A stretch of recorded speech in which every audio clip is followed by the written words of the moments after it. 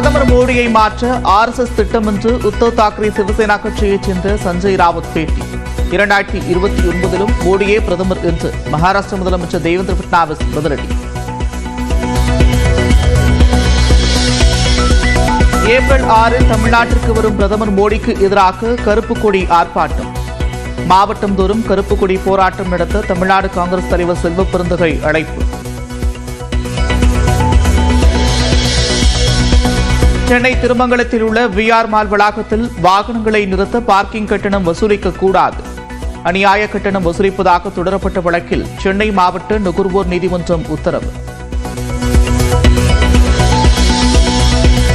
சேலத்தில் நாய் கடித்து 1 மாதத்திற்கு பிறகு ராபிஸால் பாதிக்கப்பட்டு 9 வயது சிறுவன் மரணம்.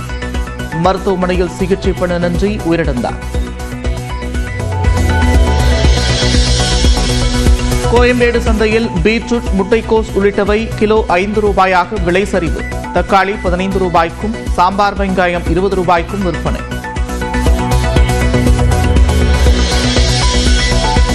கடலூர் மாவட்டம் திட்டக்குடியில் VCK நிர்வாகியின் வயலில் கள்ள நோட்டுகள் பறிமுதல். மேற்கு மாவட்ட பொருளாளரான செல்வம் VCKவில் இருந்து நீக்கம். முதல் முறையாக 67,000 ரூபாயை கடந்து 1 சவரன் தங்கத்தின் விலை. ஒரே நாளில் 520 ரூபாய் உயர்ந்து 67,400 ரூபாய்க்கு விற்பனை. செங்கல்பட்டு, பரனூர், சென்னை வானகரம் உள்ளிட்ட 40 சுங்கச்சாவடிகளில் நாளை முதல் கட்டணம் உயர்வு. 5 ரூபாய் முதல் 20 ரூபாய் வரை அதிகரிக்கப்படும் என்றும் தகவல். சுங்க கட்டணம் நாளை உயர்ந்தாலும் ஆம்னி பேருந்து கட்டணம் உயர்த்தப்பட மாட்டாது. ஆம்னி பேருந்து உரிமையாளர்கள் சங்க தலைவர் அன்பழகன் நியூஸ் 18க்கு பேட்டி. திருச்சியிலிருந்து யாழ்ப்பாணத்திற்கு 47 ஆண்டுகளுக்கு பிறகு விமான சேவை. தண்ணீரை பீழ்ச்சியடித்து வரவேற்பு.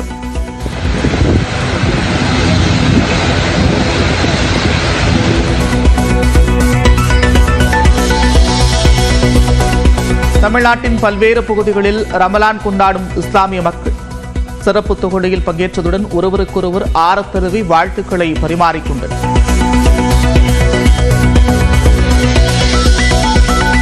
விழுப்புரம் அருகே காரை 30 கிலோமீட்டர் தூரத்தில் சென்று கண்ணாடியை உடைத்த 3 பேர்.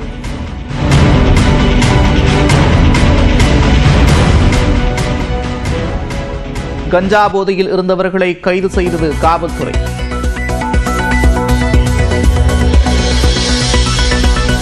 மியான்மரில் நிலநடுக்கம் ஏற்பட்ட 60 மணி நேரத்திற்கு பின்பும் சிலர் உயிருடன் மீட்பு.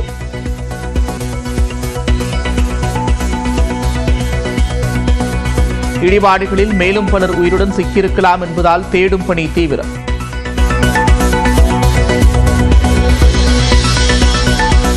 இலவச டிக்கெட்டுகளை கூடுதலாக கேட்டு ஹைதராபாத் கிரிக்கெட் சங்கம் மிரட்டுவதாக சன்ரைசர்ஸ் புகார்.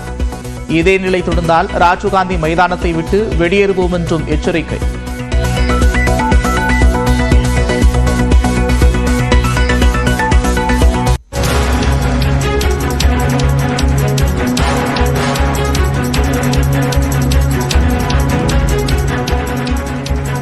ஏப்ரல் 3ஆம் தேதி கனமழைக்கு வாய்ப்பில்லை என வானிலை ஆய்வு மையம் தெரிவித்திருக்கிறது. அண்மை செய்தியாக பார்த்து வருகிறோம். நாளை மறுநாள் ஏப்ரல் 3ஆம் தேதி முதல் கனமழைக்கு வாய்ப்பில்லை என வானிலை ஆய்வு மையம் தெரிவித்துள்ளது.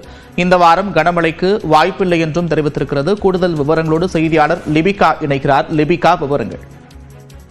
நந்தா, தமிழகத்தை பொறுத்தவரை ஏப்ரல் 3 அன்று கனமழைக்கான வாய்ப்பு இல்லை என சென்னை வானிலை ஆய்வு மையம் தகவல் தெரிவித்திருக்கின்றது. குறிப்பாக தென்மேற்கு வங்கக்கடல் பகுதிகளின் மேல் ஒரு வளிமண்டல கீழடுக்கு சுழற்சியானது நிலவுகிறது. இதன் காரணமாக தமிழகம், புதுவை, காரைக்கால் பகுதிகளில் அடுத்த 6 நாட்களை பொறுத்தவரை லேசானது முதல் மிதமான மழைக்கு வாய்ப்பு இருப்பதாக தெரிவிக்கப்பட்டிருக்கின்றது. குறிப்பாக தமிழகத்தை பொறுத்தவரை நாளை மற்றும் நாளை மறுநாள் ஆகிய 2 நாட்கள் மற்றும் வெப்பத்தினுடைய தாக்கம் என்பது இயல்பை விட 2 முதல் 3 டிகிரி செல்சியஸ் அதிகமாக இருக்கக்கூடும் எனவும், 2ஆம் தேதி முதல் 4ஆம் தேதி வரை தமிழகத்தை பொறுத்தவரை வெயிலுடைய தாக்கம் என்பது இயல்பை விட சற்று 2 முதல் 3 டிகிரி செல்சியஸ் குறைவாக காணப்படும் என தெரிவிக்கப்பட்டிருக்கின்றது. அதே மற்றும் சென்னை மற்றும் புறநகர பகுதிகளை பொறுத்தவரை வானம் ஓரளவு மேகமூட்டத்துடன் காணப்படும் எனவும், அதிகபட்ச வெப்பநிலை என்பது 34 முதல் 35 டிகிரி செல்சியஸ் ஒட்டி இருக்கக்கூடும் என தெரிவிக்கப்பட்டிருக்கின்றது.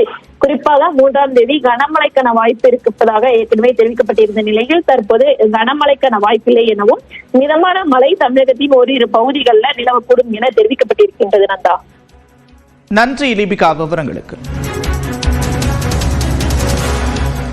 சேலம் அருகே திருநாய் கிடைத்ததால் 4ஆம் வகுப்பு மாணவர் உயிரிழந்த சம்பவம் சோகத்தை ஏற்படுத்தியுள்ளது. வீராணம் இளங்கோ நகரைச் சேர்ந்த கூலி தொழிலாளி முனுசாமியின் 9 வயது மகன் கிஷோர் அரசு பள்ளியில் 4ஆம் வகுப்பு படித்து வந்தார். இவருக்கு திடீரென்று உடல்நலக்குறைவு ஏற்பட்டதால் நேற்று முன்தினம் வலசையூர் அரசு ஆரம்ப சுகாதார நிலையத்திற்கு அழைத்து செல்லப்பட்டார். அங்கு கிஷோரை பரிசோதனை செய்த மருத்துவர் நாய் கடித்ததால் அவருக்கு ராபிஸ் நோய் பாதிப்பு ஏற்பட்டிருப்பதாக கூறி சேலம் அரசு மருத்துவமனைக்கு அனுப்பி வைத்தனர். அங்கு அனுமதிக்கப்பட்ட சிறுவன் சிகிச்சை பலனளிக்காமல் உயிரிழந்திருக்கிறார். இது தொடர்பாக கிஷோரின் பெற்றோரிடம் சுகாதாரத்துறையினர் விசாரணை நடத்தினர். அப்போது கடந்த 1 வாரத்துக்கு முன்பு வீட்டின் அருகே விளையாடிக் கொண்டிருந்த போது சிறுவனை நாய் கடித்ததும் அதனை பெற்றோரிடம் தெரிவிக்காமல் இருந்ததும் தெரியவந்தது. நாய்க்கடிக்கு உடனடியாக சிகிச்சை அளிக்காததால் சிறுவன் பரிதாபமாக உயிரிழந்தது மக்களிடையே அதிர்ச்சியை ஏற்படுத்தியுள்ளது. சமூக வலைதளங்களில் இருந்து நீக்கும்படி அறிவுறுத்தப்பட்ட பதிவுகளில் 30 விழுக்காடு மத்திய அமைச்சர்கள் மற்றும் அரசுக்கு எதிரானவை என்பது தெரியவந்துள்ளது.